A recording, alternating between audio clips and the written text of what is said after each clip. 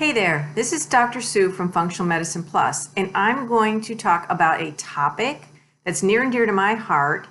It's something that we frequently sweep under the rug, and even though we're very well intentioned, we don't like to talk about it so much because it's very difficult to do. I am going to give you my best tip to consistently exercise. Now, before you turn me off and when you get done groaning over this word exercise, please hear me out. I run for exercise. I've been running since I was 19. I don't even remember at this point why I started running. However, I've been kind of hooked on it, and that is my form of exercise.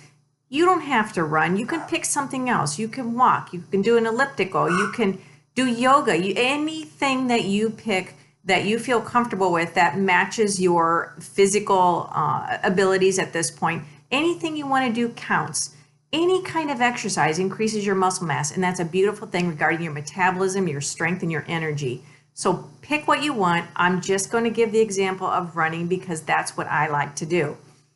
I'm going to say that it is often quite a struggle. However, I try to consistently do it. And I'm getting to the part about the tip. But let me first tell you that I credit this tip with a patient or to a patient that I worked with one time many years ago, and I'm going to say it was probably about 20 years ago. I get a lot of my best info from my patients. They always give me very good ideas and a lot of insight, and I love talking to them. But this lady was one that I had seen consistently at some road races. And when we began to talk about, by the way, that's my bird in the background. By the way, she likes to talk also. When this patient and I began talking about running, she said, here's how I do it. Because I had asked her, how do you do this with your busy life? And she said, I get up every morning and the first thing I do is I run in the mornings. And I thought, wow, that sounds kind of hard.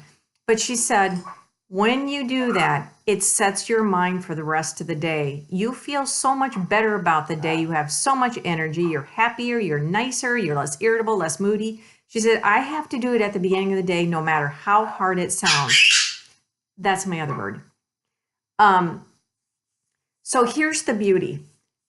I tried this, but I found it a little bit hard. And then I reflected again back on what she said to me. And she said, when you set your alarm for a certain amount of time, or like 5 o'clock in the morning or some horrifying hour like that, she said, don't think about what you have to do.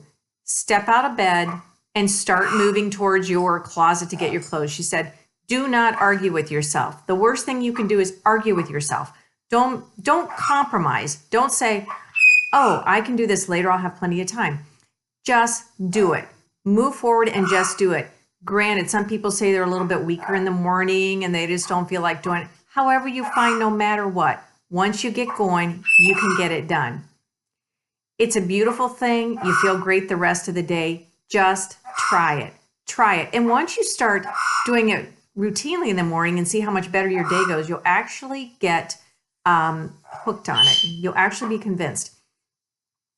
So I also like to think about the people who are very successful in life who say, here's the first thing I do when I get out of bed. I list 10 things that I'm grateful for. That's another great way to set your day. But I find that I kind of do that as I'm exercising. I start to feel happier and grateful.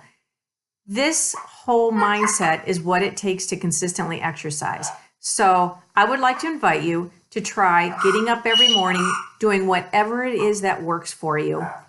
And I think you'll find also that you'll get hooked on it. Pass this along to all your friends, and thanks for hanging out with me. Bye-bye.